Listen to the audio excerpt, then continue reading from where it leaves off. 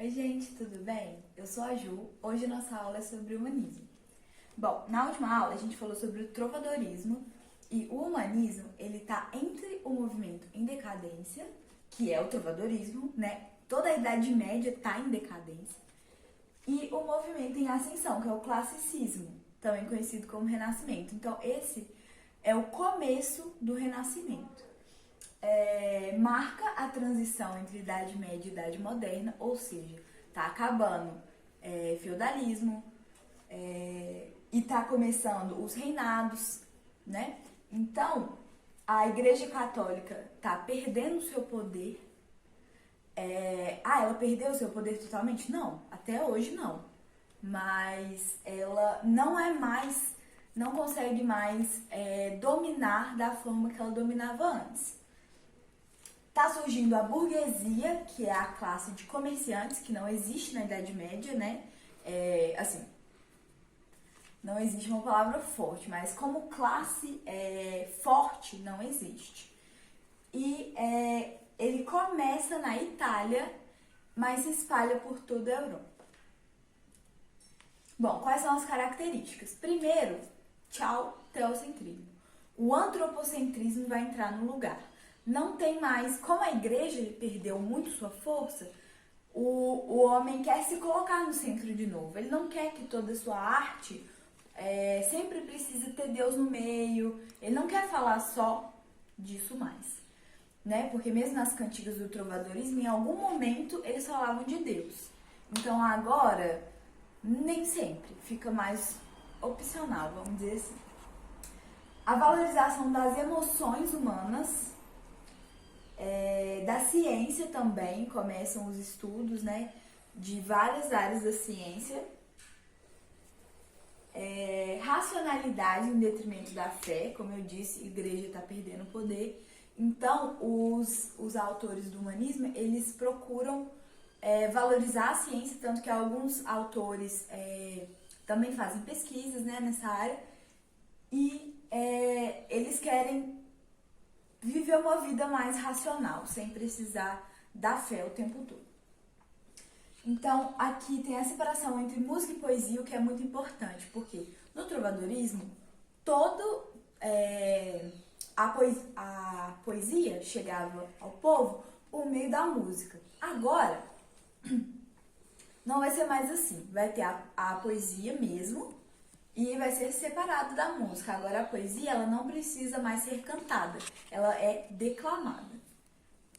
Valorização do corpo humano, destaque para suas formas e proporções, né? Como eu disse, como não tem mais uma visão espiritual de tudo, o corpo passa a não ser mais considerado tão mal assim quanto na Idade Média. E aí muitos escritores e muitos artistas se interessam, pintam muito o corpo humano nu, né? O que antes não era bem visto. E a valorização do belo, né? Então a gente começa a pensar no que é bonito. Por isso a poesia vai ganhar vários recursos vão ser empregados na poesia para tornar ela mais bonita. Então, os gêneros literários do humanismo são a poesia palaciana.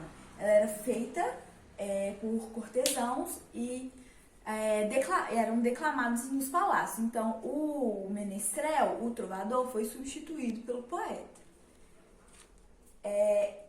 Os temas são parecidos com o trovadorismo, mas, como eu disse, não é mais cantado, é falado, né? Declamado.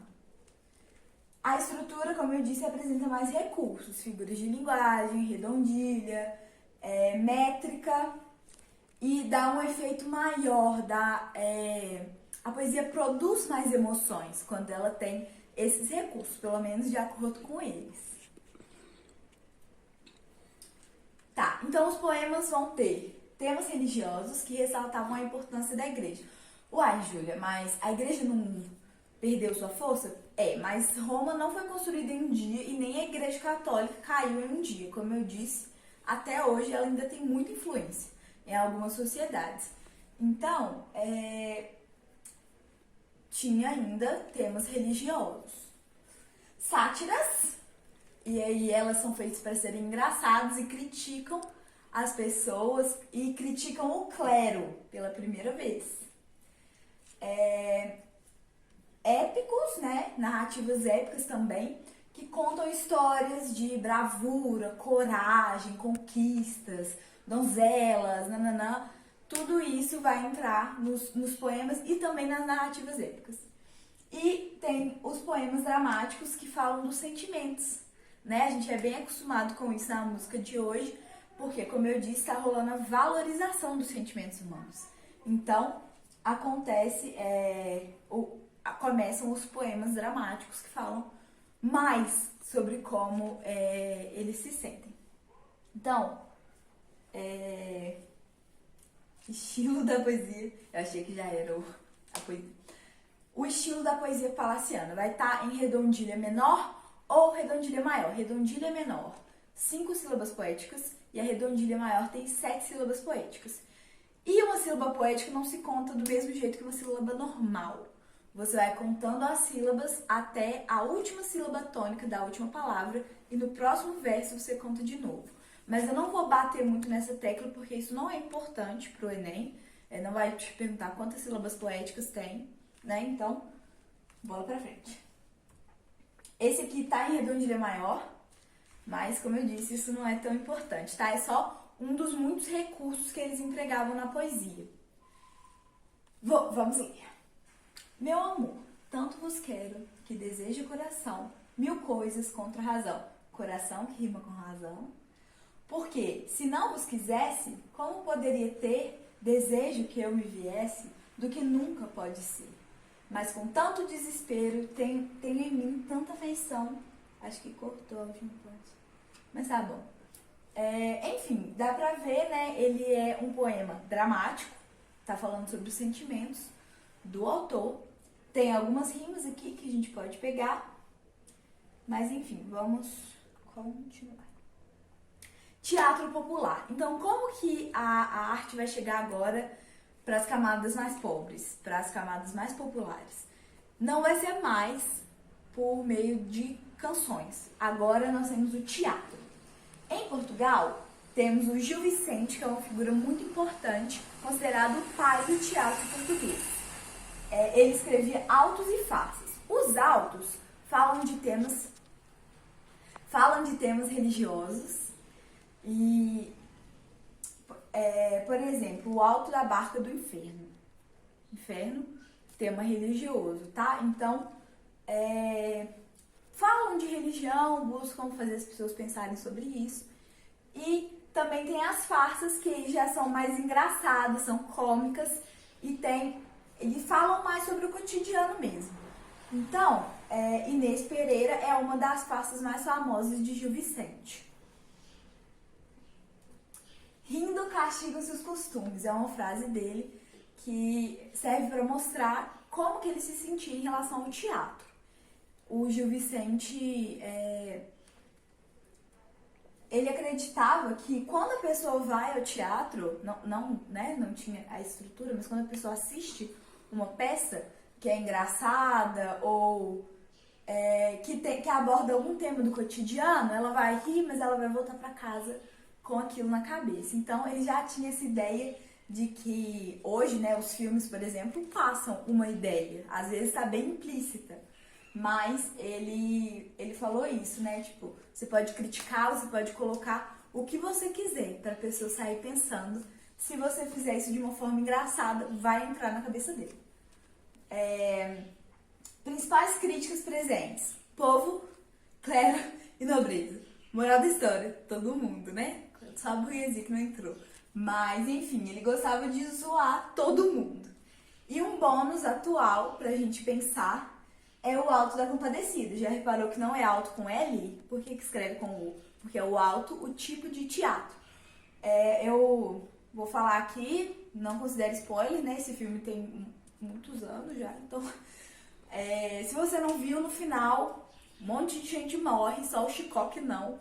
E eles vão ser julgados. Então, por isso que chama o alto, ok?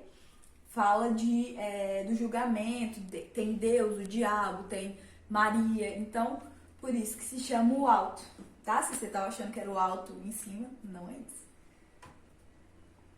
Prosa, ou seja, a narrativa. A prosa agora vai apresentar as novelas de cavalaria. Você já conhece com certeza as novelas de cavalaria. Tem uma donzela em perigo, ou tem uma terra a ser conquistada, tem um cavaleiro muito, né, fortão e corajoso, enfrenta os perigos e tal. Isso é uma novela de cavalaria. Então, exemplos: Rei Arthur e os Cavaleiros da Tábua Redonda e a Divina Comédia, tá? E qual que é um bônus atual, uma coisa atual que a gente pode associar com as novelas de cavalaria? O filme Shrek, o primeiro. Por quê?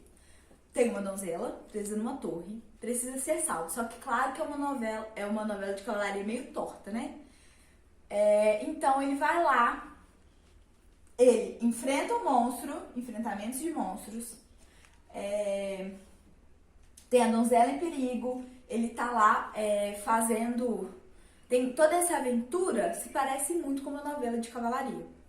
Então, quando for pensar em novela de cavalaria, pensa no Shrek 1. Então, para terminar, quais são os principais autores portugueses? Fernão Lopes, ele é da prosa, né? Ele trabalhava com registros históricos, então ele registrou a vida de vários reis, né? Aqui a gente tem as crônicas de Del Rey Dom Pedro, crônica Del Rey Dom João I e crônica Del Rey Dom Fernando, porque, mas ele escreveu muito mais, mas algumas foram perdidas ao longo do tempo. Então, ele trabalhou muito com a nobreza, fazendo esses registros, então ele é bem importante. Garcia de Rezende, ele era poeta e foi ele que organizou o Cancioneiro Geral. No Cancioneiro Geral não tem poemas só dele, mas tem poemas dele, mas foi ele que organizou, por isso que ele é importante. E por último, Gil Vicente, que eu já falei, que é o pai do teatro português. Então esses são os principais autores em Portugal. Então é isso, a aula de hoje foi curtinha, espero que vocês tenham gostado. Então, meu celular cortou o final, mas então é isso. Na próxima semana a gente fala de mais uma escola literária, tá? Esse foi o Humanismo e até semana que vem. Tchau, tchau!